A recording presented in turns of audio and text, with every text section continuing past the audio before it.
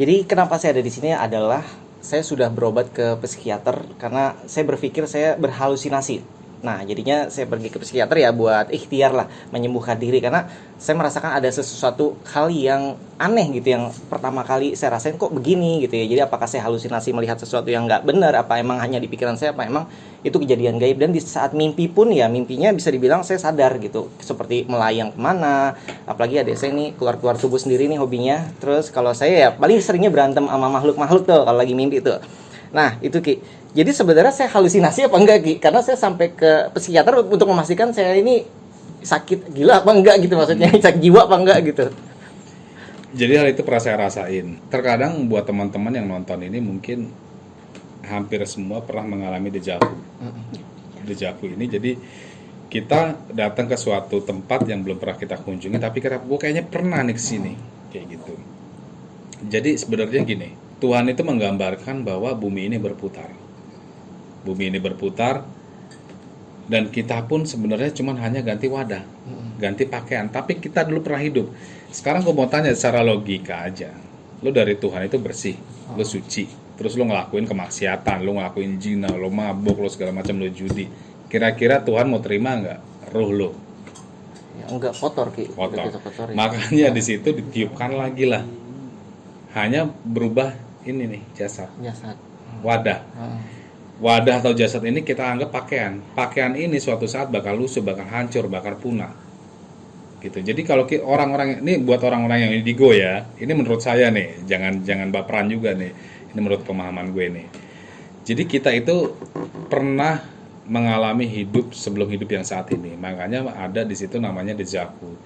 Kita pergi ke suatu tempat, terus kita baru pertama kali menjejakkan tubuh di situ ataupun pernah di situ pertama kali, tapi kita mengalami, gue kayaknya pernah ngalamin ini, gue kayaknya pernah ngalamin ini. Yang menjadi di sini permasalahan adalah otak itu ada di jasad. Kalau di ruh itu menurut gue itu memori. Tapi kita nggak bisa ngupas nih karena otaknya ada di jasad. Antara ruh dan jasad ini lepas, udah ini nggak akan bisa. Tapi di saat ruh ini disatukan ke jasad, ini pernah ngalamin, tapi kapan kita nggak akan bisa tahu. Kayak gitu. Oke. Jadi kesimpulannya saya gila apa Enggak, saya lu nggak sakit gila. jiwa apa enggak gitu. Enggak. Berarti yang apa yang saya alami kayak misalkan merasakan makhluk-makhluk gitu itu bener ada gitu ya Ki? Bener ada. Jadi gini, siapa namanya? Hendarmanto. Hendar. Jadi gini Dar, setiap orang memiliki pemahaman berbeda. Dokter punya pemikiran atau pemahaman orang berbeda. Spiritual pun punya pemikiran dan pemahaman yang berbeda gitu. Jadi yang gue alamin itu hampir sama kayak yang lo alamin. Gue pernah ngalamin itu dan saya hampir gila setahun. Tapi gila saya ini bukan saya itu gila. Kalau orang gila itu diajak ngomong udah gak nyambung. Ini nyambung. Ini orang gila masa mau bikin YouTube. Normal. Cuman sinting doang. Cuman agak kadang miring Iya, dikit. miring dikit. Jadi pemahaman di sini orang gila itu nggak jauh beda dengan orang yang kesurupan. Yang udah kadar kesadarannya itu hilang. Jadi orang kesurupan itu sebenarnya ini kayak misalkan si siapa? Dewi. Dewi ini normal kan. Tapi kalau dia ditumpuk dengan roh dia kesurupan dia nggak akan sadar. Nggak akan sadar. Tanya siapa namanya nggak akan sadar. Nah orang gila itu. Segala sesuatu hal itu ada hukum tabur tuai. Oh, tabur. Jadi tabur tuai, apa yang kita tanam dan itu yang kita tuai. Dan itu pengaruh banget buat perjalanan. Jadi ada beberapa perjalanan gitu. Misalkan kayak lu banyak keluhan di sini, gua sholat udah nih Ki, gua puasa udah, gua amal ibadah udah. Tapi kenapa gua masih belum bisa maju? Itu banyak pertanyaan ke saya. Banyak. Karena di situ nggak berimbang antara kemaksiatan yang lu jalanin dengan kebaikan belum berimbang. Ini kemaksiatannya gini. Perbuatan kebaikan nggak akan imbang, bikin stabil. Balance. Nah, jadi dia maksiat misalkan udah sampai 5 tahun, dia baru terus ketemu gue baru 3 bulan nih, kok nggak berubah-berubah kayak gitu. Itu banyak kejadian kayak gitu. Ya. Artinya Tuhan itu menciptakan suatu saat itu menciptakan apa ya di alam barja itu menciptakan timbangan perbuatan hak dan batil itu bener berlaku buat sekarang, bukan hanya di akhirat, berlaku buat saat ini. Gitu Ndra. Oke. Ki, kalau Mbak Dewi? misalnya apa sih namanya, rogo sukmo ya yang kita keluar dari raga kita, itu bahaya atau enggak sih Ki, kalau misalnya kayak saya pribadi saya pernah merasakan, tapi saya takut gitu untuk jalan-jalan keliling itu saya takut. Tapi saya melihat ada benang merah di situ. Itu sebenarnya bahaya atau enggak sih? Lumayan bahaya. Ya tadi dibilang Kakang Kawah di hari-hari setelah papat kiblat. Dalam diri kita ini ada 4 ruh. Ruh itu bisa jadi ruh Allah, bisa jadi khorin, bisa di situ kodam, bisa di situ sukma. Jadi ke dalam diri kita ini keluar itu sukma.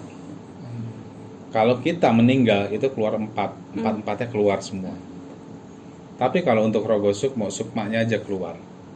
Di situ ada ruh Allahnya itu nggak keluar. Ruh Allahnya nggak keluar, koin hodamnya itu nggak keluar. Jadi sukmanya aja. Jadi antara kita ini dalam diri kita ada 4, yang keluar hanya 1 itu masih aman. Tapi kalau sampai ada jin yang misalkan dia memiliki ilmu yang tinggi masuk ke dalam badan, nah itu lumayan bahaya. Berarti Lo nggak bisa balik. Nggak bisa pulang. Spelang jadinya. Oh gitu. Spelang itu tapi ya ada nggak sih? Ada nggak sih yang bener-bener nggak bisa pulang itu ada? Ada. Oh ada. Terjadi. Ada terjadi dan dia ya itu ya termasuk orang gila itu kayak gitu. Oh. Bukan hanya pemikiran secara fisik loh. Gitu. Berarti kamu jangan sering-sering keluar-keluar kalau tidur. Ini pernah Ki, dia cerita. Jadi dia keluar dari jasadnya kan, saya satu rumah kan. Terus dia mimpi buruk, dia keluar kan atasnya ada pocong katanya. Dia lempar ke bawah tuh pocong, tangkep, patahin, lempar ke bawah. Terus nggak lama Ibu saya ketiban jerit-jerit. pocong. Ketiban pocong. Rep-repan, mimpinya ketiban pocong. Jadi waktu itu pas baru-barunya ngerasa bisa ngeliat ini itu ya Ki, saya kesel banget, itu pocong selalu ada gitu di mimpi saya gitu. Terus adanya tuh kayak guling langsung depan muka. Di hari terakhir saya kesel banget sama tuh pocong. Saya ambil, saya patahin sekuat tenaga saya. Saya ngomong sama dia, kalau nongol lagi, gue patahin sekalian, saya gituin, saya patahin Ki, saya belah 2 gitu, saya buang lah ceritanya. Jadi kamar ibu saya itu di samping jendela saya. Nah, saya emang buangnya ke jendela itu. Masuk ke ibu. Iya, nggak lama dari situ ibu saya langsung gitu. Paginya saya tanya, ternyata dia ketiban pocong katanya. Intinya.